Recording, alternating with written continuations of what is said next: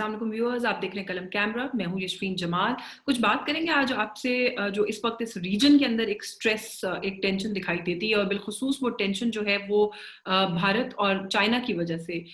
इस वक्त ज़्यादा जो मामला खित्ते का दिखाई देता है ख़राब, वो ये दो ममालिक हैं जिनकी वजह से ऐसा लगता है। 15 जून को लद्दाख के इलाके में वादी गलवान में बहुत ज़बरदस्त किस्म की झड़प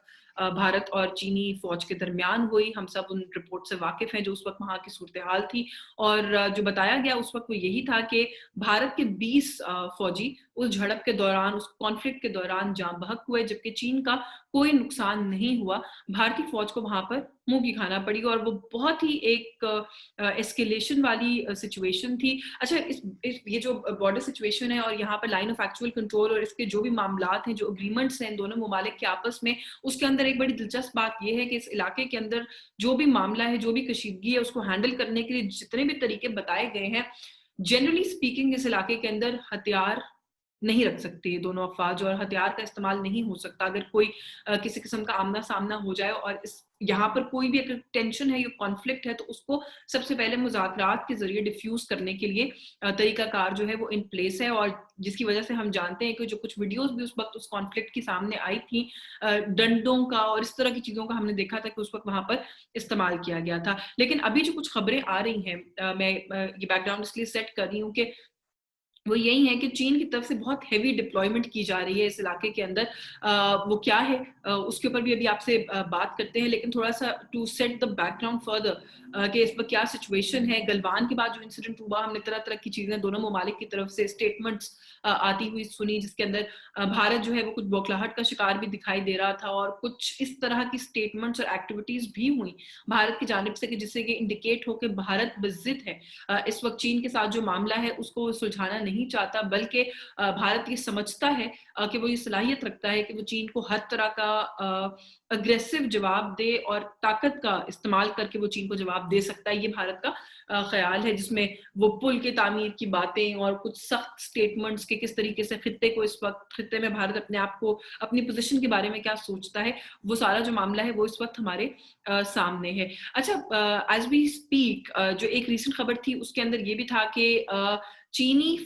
फौजी कुछ जो है सादा लिबास में लाइन ऑफ एक्चुअल कंट्रोल पार करके भारतीय टेरिटरी में दाखिल हुए, और ना सिर्फ दाखिल हुए बल्कि 135 किलोमीटर तक अंदर एक गांव जो बताया जा रहा है जहां तक वो गए, वो इतना डिस्टेंस तय करके on the other side of the border वो भारत के अंदर गए। वहां पर एक खुला मैदानी इलाका है, वो गांव है जहां पर वो गए, और वहां के लोगों ने जब इस बात को रियलाइज किया कि इनका ताल्लुक चीनी फौज से है, तो उन लोगों ने वहां पर प्रोटेस्ट करने की कोशिश की। उस सिचुएशन को हैंडल करने के लिए वो जो चीनी फौजी थे वो अपनी गाड़ियों से उतरे, उन्होंने वहां पर रहने वाले जो गांव के लोग हैं उनसे कुछ बातचीत की, उनको ये यकीन दहानी कराई कि वो किसी खास मकसद से नहीं आए और वो वापस जाने वाले हैं, और फिर उस मामले को, उस प्रोटेस्ट को वहां पर डिफ्यूज करके वो वापस चले गए। जब वो वापस चले गए तो उसके बाद उस इलाके से ताल्लुक रखने वाले, उस गांव के रहने वाले कुछ लोगों ने जो बॉर्डर एरियाज में फौजी मौजूद थे भारत के, उनको ट्रेस किया और उनको जाकर इस बात की खबर दी कि इस तरीके से कुछ चीनी फौजी जो है वो आए थे और ये जो सारी सिचुएशन है, ये मामला हुआ है, ये बात उन तक पहुंचाई गई। सो ये 2-3 एपिसोड या चीजें ऐसी हैं जो ये इंडिकेट कर रही हैं कि चाइना इस वक्त जब इस रीजन की बात आती है और लद्दाख में जो इंडिया के साथ कॉन्फ्लिक्ट की बात आती है, बड़ा क्लियर है अपनी पोजीशन के अंदर कि वो इस मसले को फोर्स के थ्रू या जिस भी तरीके से वो खुद को इस रीजन में असर्ट करना चाहता है और असर्ट करेगा। और उसी के हवाले से भी कुछ रिसेंट खबरें जो हैं वो ये आ रही हैं कि हेवी मिसाइल डिप्लॉयमेंट चाइना की तरफ से की जा रही है लद्दाख के एरिया में, और ये जो लाइन ऑफ एक्चुअल कंट्रोल है इस बेल्ट के अंदर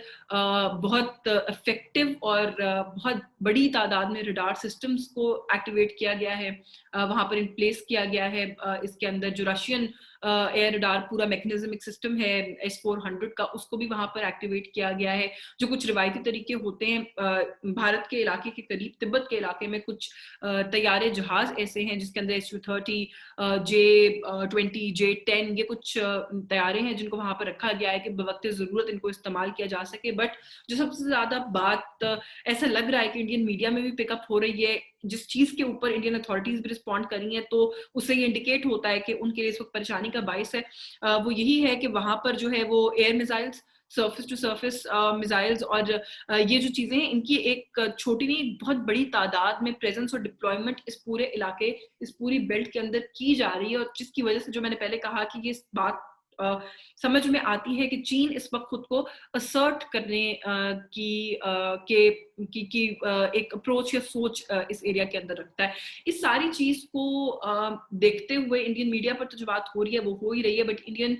जो एयर चीफ हैं, जो आर्मी चीफ हैं, उनकी स्टेटमेंट्स भी सामने आ रही है कि भारत जो है मुकम्मल तौर पर तैयार है, हम इस तरह की किसी भी सिचुएशन को हैंडल कर सकते हैं, हमारी बिल्कुल नजर है और हमें इल्म है कि इस वक्त चाइना किस जगह पर क्या क्या और कैसी कैसी डिप्लॉयमेंट कर रहा है, और इस बात का एतराफ भी करते हैं कि बहुत हेवी डिप्लॉयमेंट हो रही है चाइना की जानिब से, और वो यही जो जो इस तरह की असर्शंस है वो हमारे सामने कर रहे हैं। अच्छा, शायद इस सिचुएशन को थोड़ा सा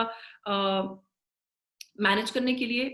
मनूवर करने के लिए इस इलाके के अंदर कुछ अनकॉल्ड फॉर इंडियन सॉर्टीज भी हुई हैं। जब हम अपने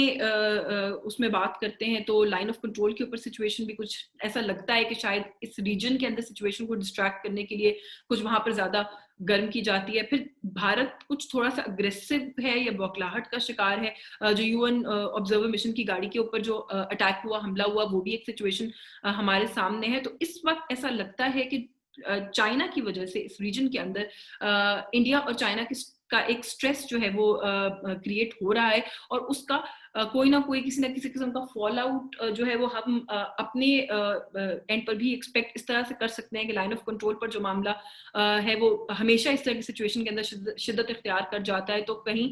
इसी तरह की कोई सिचुएशन ना हो। बहुत से लोगों का ख्याल है कि इस सारी सिचुएशन को मद्देनजर रखते हुए जो भी रिसेंटली दौरा हुआ है आर्मी चीफ का इस इलाके में, लाइन ऑफ कंट्रोल पर वो गए हैं, वहां पर जाके उन्होंने जवानों की तैयारियां और कुछ मशकें देखी हैं, वहां की सारी सिचुएशन का जायजा लिया है, और इस सारी सिचुएशन के बाद इसी चीज को असर्ट किया है कि इस रीजन के अंदर कोई भी अनकॉल्ड फॉर सिचुएशन हो तो पाकिस्तानी फौज इस वक्त मुकम्मल तौर पर तैयार है उसको हैंडल करने के लिए, और हम अपना दिफा करना जानते हैं। बट ये जो मामला है चीन और भारत का, ये ऊंट गॉड नोस किस करवट बैठेगा, लेकिन अगर चाइना इस तरह से खुद को असर्ट करता रहा और भारत ने भी जवाब देने का सोचा तो रीजन के अंदर आने वाले दिनों में कुछ टेंशन हो सकती है। सो लेट्स सी सूरत हाल जो है वो कहाँ पर जाती है। आज की इस वीडियो से बस यही कुछ, मुझे इजाजत दीजिएगा। वीडियो पसंद आई हो तो इसको लाइक कीजिएगा, शेयर कीजिएगा, चैनल अगर अभी तक आपने सब्सक्राइब नहीं किया तो जरूर कीजिएगा। मुझे इजाजत दीजिए। अल्लाह हाफिज।